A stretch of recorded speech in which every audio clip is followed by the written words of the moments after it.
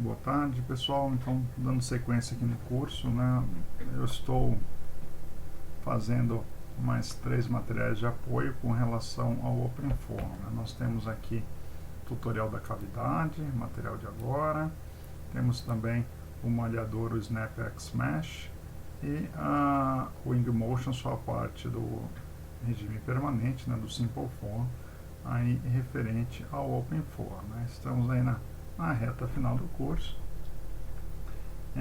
Os próximos, então, 3 tutoriais aí são mais focados aí no uso do OpenFOAM. Né? Então vamos lá. O tutorial da cavidade, ele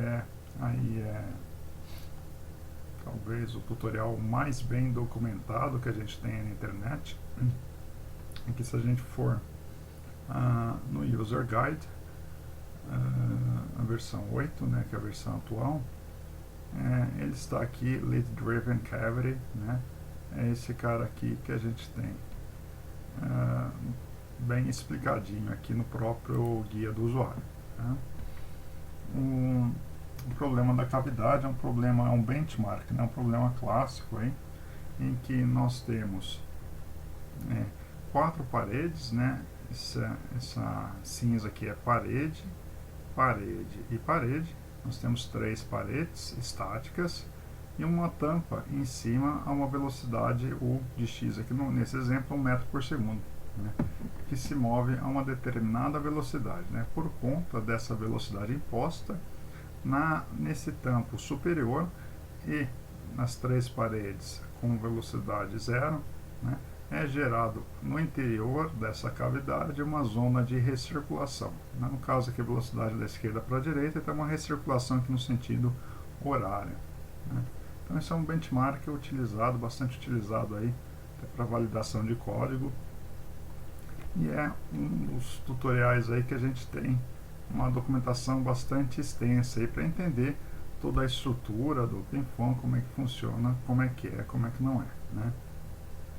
Então, essa geometria do problema, né, estaremos utilizando aí o solver ICOFOA, né, no próprio escoamento incompressível. Nós temos diferentes solvers dentro do OpenFOAM. O ICOFOA é um solver em regime transiente, escoamento incompressível, laminar de fluido newtoniano. Né. Bom, a primeira parte do problema é a gente discretizar o domínio, né? Então, é a criação da malha. Esse tutorial está dentro da pasta Incompressible, ICOFOAM, Cavity. Né? Então, lá em tutoriais, né, é esse o caminho desse caso. Aqui, nós temos... tem uns logs aí, vamos apagar isso. Nós temos então sempre as 3 pastas principais, né, a zero, a constant e a system. Né. Na system a gente tem todas as definições aí, setup da simulação, na zero as condições iniciais, e em constant tudo que não muda aí ao longo da simulação, por exemplo, a própria malha do problema. Né. Então, a primeira coisa que a gente vai observar aqui é lá em System, nós temos 2 dicionários, o Control Dictionary, que é o DICT, né, que é o dicionário aqui de controle, e o dicionário para a criação da malha usando o Block Mesh. Né. Esse dicionário a gente já explorou ele muito bem lá na aula 3, 4, né, com um exemplo, o tutorial do Circuit Board Cooling. E eu não vou entrar mais em detalhes do Block Mesh, tá? A gente, vida que segue, a gente vai explorar outros aspectos aqui do OpenFOAM. Então, dentro do Control Dictionary, vamos dar uma olhada um pouco melhor. O solver, né, que sempre aparece como application, é o ICOFOAM, né? Regime transiente. Então temos aqui Start Time, que é o tempo físico mesmo, começando do zero, indo até a 0,5 segundo, né, com passos de tempo de 5/10 a menos 3 segundo. Né. Ele pede esse write control, né?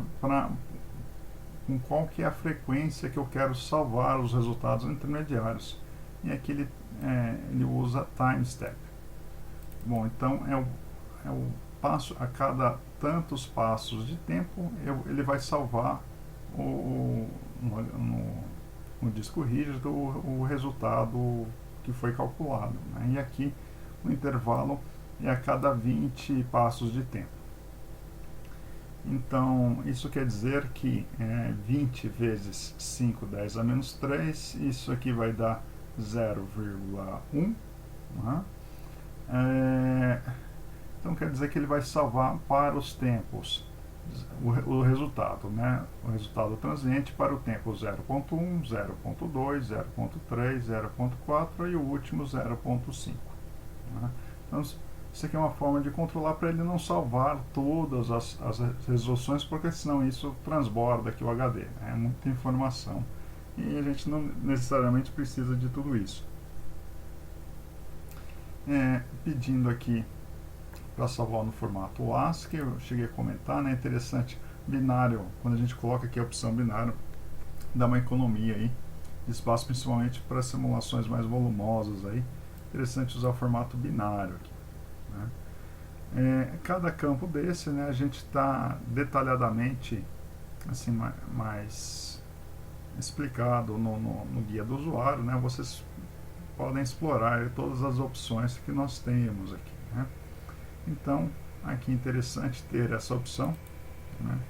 Runtime Modifiable True, quer dizer que se durante a execução do programa eu vier fazer qualquer tipo de alteração e salvar, ele vai levar em consideração isso. Né? Muito bem. Aqui, como nós discutimos na última aula, né, entra uma questão, critério de estabilidade, né, como calcular esse ΔT. A gente já pode ver aqui no User Guide, ele detalha isso para a gente. Bom, então a questão da malha, né, esse assunto que a gente já discutiu bastante, considero como entendido. Temos as condições de contorno e aqui justamente a questão do critério de estabilidade, né, o número de Courant, que ele é dado pela ΔT, discretização temporal, velocidade de referência, discretização espacial. Né? Nesse caso aqui, nós estamos tendo a dimensão característica é 0,1 metro e ele é dividido em 20 volumes conforme colocado no BlockMesh Dictionary. Né? Então, o tamanho do elemento aqui está em 5, 10 a menos 3 metros. Né? Substituindo este valor e isolando o ΔT, nós temos que o ΔT mínimo, ou melhor, o ΔT máximo que a gente pode ter aqui para não gerar instabilidade na solução do problema, né, número de Courant menor do que 1, garantindo esse critério, é de 5, 10 a menos 3 segundos. Por isso, nós temos aqui esse valor. Né?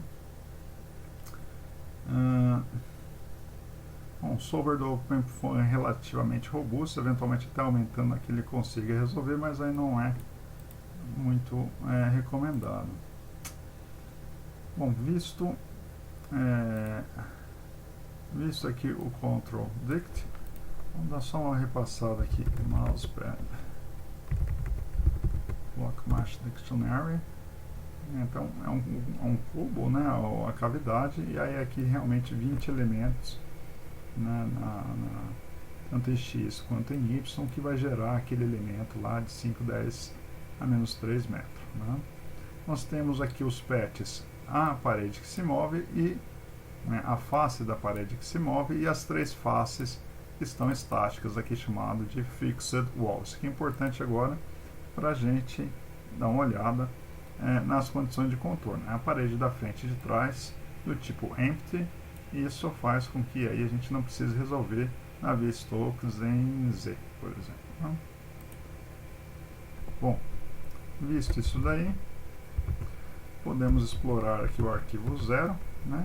Temos os campos aí iniciais de velocidade e pressão, né? Sobre regime transiente, então a gente sempre precisa aqui os campos iniciais e condições de contorno. Então aqui, né, dimensão metro por segundo, campo interno, velocidade 0, condição inicial, e aqui as condições de contorno está sendo considerado aqui 1 metro por segundo, a direção de x na parede de movimento, e nas paredes fixas a condição de não escorregamento, ou seja, velocidade do fluido igual a velocidade da parede igual a 0. Para a pressão, em parede a gente sempre considera gradiente nulo, né? Então para os dois casos aí, gradiente nulo de pressão para a parede, né? Vou reforçar só o negócio desse arquivo de pressão, que aqui é o seguinte, nós temos aqui metro quadrado por segundo ao quadrado. O que é isso? Vamos lá.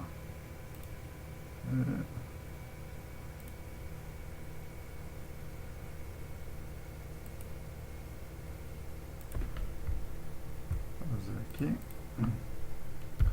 metro quadrado segundo menos 2, né? Então, começar o raciocínio, né? O que é pressão? Pressão, força sobre área. Força é Newton. A Newton eu posso considerar como sendo massa, né? Vou colocar aqui quilograma. Vou fazer aqui no SI, tá? Massa vezes aceleração. Quilograma vezes metro vezes segundo menos 2. Massa vezes aceleração, isso é Newton. Newton, se eu dividir por metro quadrado, isso me dá Pascal, unidade de pressão.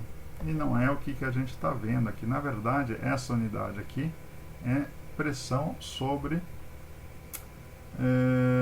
densidade, né? Densidade sobre o ρ. Ρ, isso daqui igual Pascal, né? Isso daqui é igual Pascal dividido por massa específica, né? Quilograma menos 1 vezes metro cúbico, né? Então, quando a gente faz isso, o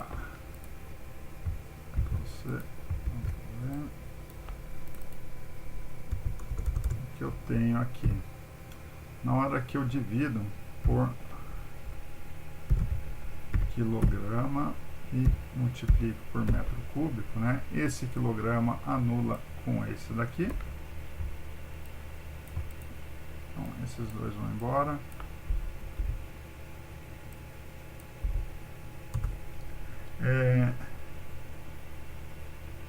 Metro cúbico com metro fica metro a quarta, dividido aqui por metro quadrado, isso me dá M2, né? Então, por isso que a gente tem lá metro quadrado por segundo quadrado, pressão por ρ, a densidade, né? Então, é por unidade, pressão dividido por densidade. Por isso que em nenhum lugar a gente vai entrar com o valor da densidade, a gente entra apenas com a viscosidade cinemática. Então, por isso essa unidade aqui, ó, né? Então, na hora de plotar pressão nos resultados, né, a pressão aqui não é em Pascal, né?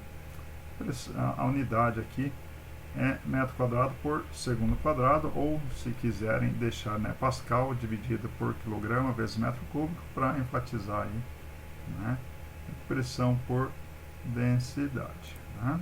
Tudo bem? Bom, então, só para não gerar confusão, né, às vezes plotar lá a pressão e perceber que não é Pascal, né? Outra questão interessante aqui